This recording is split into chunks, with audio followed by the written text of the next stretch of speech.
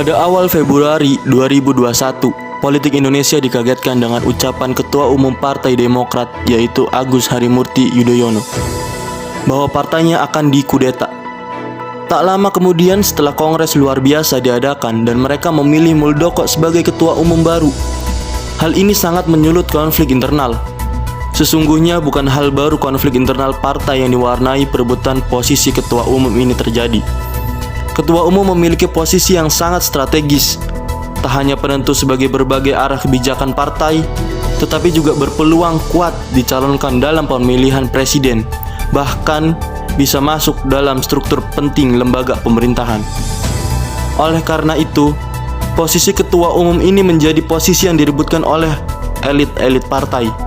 Tetapi, yang berbeda dengan kisruh Partai Demokrat ini adalah perubahan posisi ketua umum oleh Muldoko yang bukan kader partai politik Demokrat. Muldoko masuk dunia politik setelah masa bakti militernya selesai dan menjadi bagian dari Dewan Pembina DPP Partai Hanura di tahun 2016 sampai 2018, yang mana ia tidak pernah menjadi bagian Partai Demokrat. Muldoko sempat mundur dari keriuhan soal isu kudeta tersebut.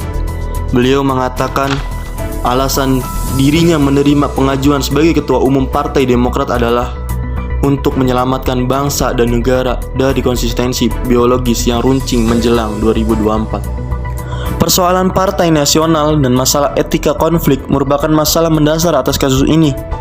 Partai Demokrat dikatakan hadir sebagai kendaraan politik bagi SBY untuk mencalonkan dirinya sebagai pemilihan presiden 2004.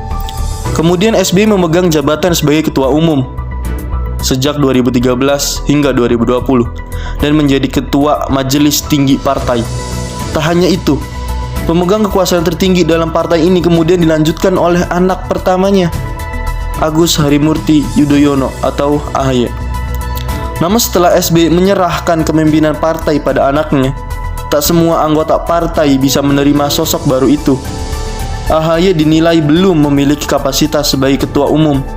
Hal inilah yang menjadi pemicu konflik semakin pelik, karena tak ada ikatan ideologi yang kuat antar anggota partai. Etika politisi dalam berpolitik menjadi akar masalah lainnya yang menjadi latar belakang dari kisruh Partai Demokrat. Politisi seharusnya menjalankan aktivitas politiknya sesuai dengan prinsip moral, dasar negara modern yang di dalamnya harus ada legalitas hukum, nilai-nilai demokrasi, kejujuran, dan keadilan.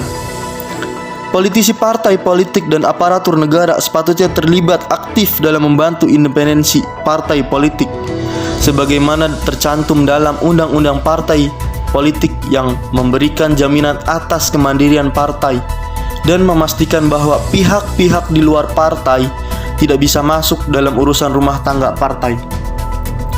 Dari kasus Partai Demokrat hari ini, bisa dilihat bahwa politisi partai cenderung berlaku tak seharusnya dengan membuka ruang intervensi politik dan melibatkan bukan anggota partai di dalam forum, bahkan menjadikannya sebagai ketua umum baru partai. Dalam politik yang beretika, seharusnya anggota partai menyelesaikan masalah melalui mekanisme internal partai dengan musyawarah, dan bila gagal mendapatkan solusi, maka dapat menempuh proses persidangan. Sementara itu, pihak di luar partai, terutama aparatur negara, sudah seharusnya menghindarkan diri dari praktik intervensi partai politik.